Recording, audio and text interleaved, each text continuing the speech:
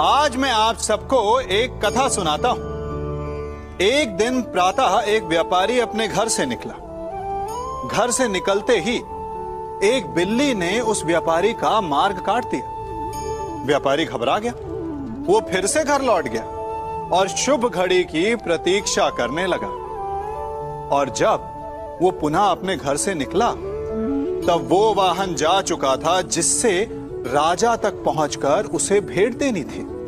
राजा को भेंट नहीं मिली। राजा क्रोधित हो गए। राजा ने उस व्यापारी का व्यापार बंद करवा दिया। इस कारण व्यापारी क्रोधित होकर घर पर अपनी पत्नी से लड़ बैठा। पत्नी अपने बच्चों समेत मैके वापस चली गई और उस व्यापारी के जीवन में यदि कुछ रह गया था तो केवल अंधकार। और इन सब का कारण वो उस बिल्ली को मानता रहा जिसने उसका मार्ग काटा था।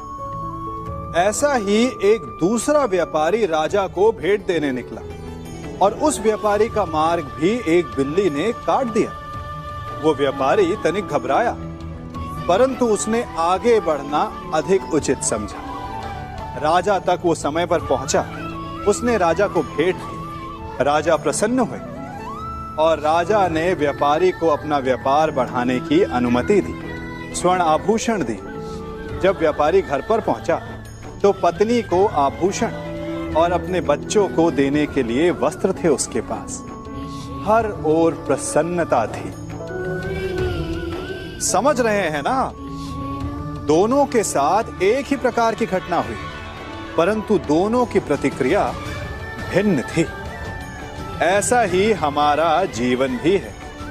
हमारे जीवन में प्रारब्ध का अपना स्थान है, परंतु उससे कई अधिक महत्वपूर्ण हमारी प्रतिक्रिया, हमारे सोच का प्रभाव है, क्योंकि यही हमारे जीवन को आकार देते हैं। इसलिए अपनी सोच को सकारात्मक रखिए। आपका जीवन सदैव आनंदमय रहेगा।